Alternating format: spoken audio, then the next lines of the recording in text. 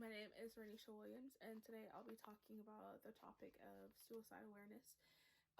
This topic is very important to me, especially during this pandemic. I think it's very important for us to shed light on mental health and things of that nature, especially because a lot of people are feeling alone right now because we're out of our norm. We're not socializing like we were once able to do because we're trying to protect ourselves as well as others. Um, Juliette Lewis once said, "The bravest thing I ever did was continuing my life when I wanted to die."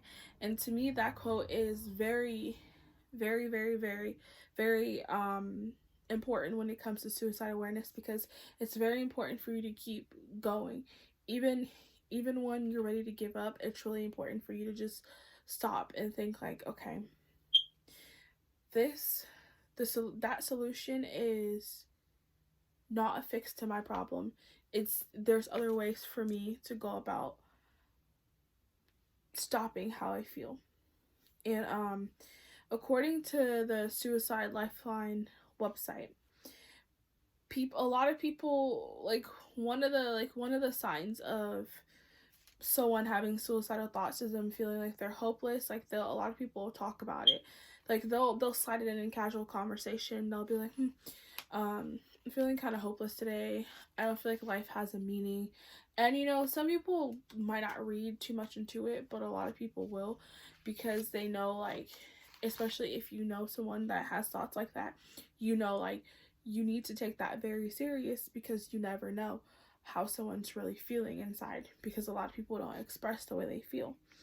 Um, Another thing is withdrawing and isolating yourself from others. So oftentimes, I'm pretty sure people have found themselves like wondering about a friend, like a friend that used to talk to everyone and always be out and about, and then all of a sudden you don't hear from this friend from a while.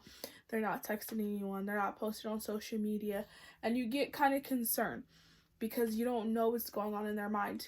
And that's a red flag. That should be a red flag to you to say, hey, let me check on my friend. Let me reach out to my friend and say, hey, like, how are you doing? Is there anything I can do to help you? You know, even though we're in a pandemic and we can't really see each other face to face, let me FaceTime. Do you want to FaceTime and let's talk about something? Or let's meet each other at the park or something.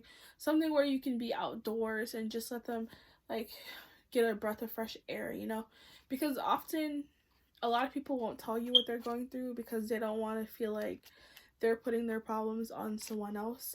So it's very important that you reach out to that person and say, like, hey, what can I do to help you?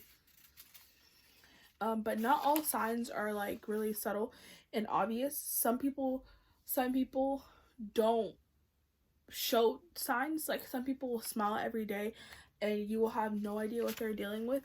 Some people some people will seem like angry to you and agitated all the time, and that is also one of the signs that's listed on the Suicide Lifeline website. That's one of the signs, feeling if someone's trying to talk about seeking revenge, or they're angry or they're agitated.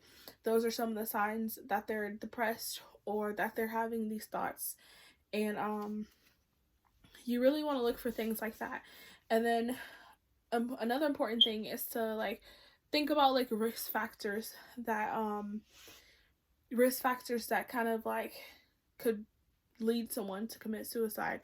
So think about if you have a friend or a family member that has recently experienced trauma, or they've had a life of trauma or abuse or anything in that nature.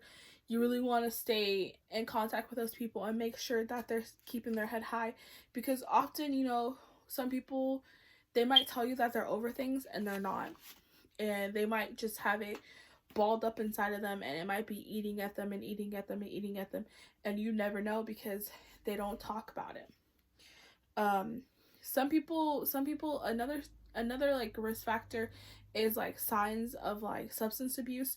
So if you see like a friend that's usually not like a hard drinker, but all of a sudden they're getting like blackout drunk every day, or they're taking an immense amount of drugs or something, you really want to like reach out to that friend and say, like, what's going on with you. This is not your normal behavior. You're drinking excessively and you're taking a lot of drugs. You know, is there something going on? Do you need, like, do you want me to help you get help? How can I help you?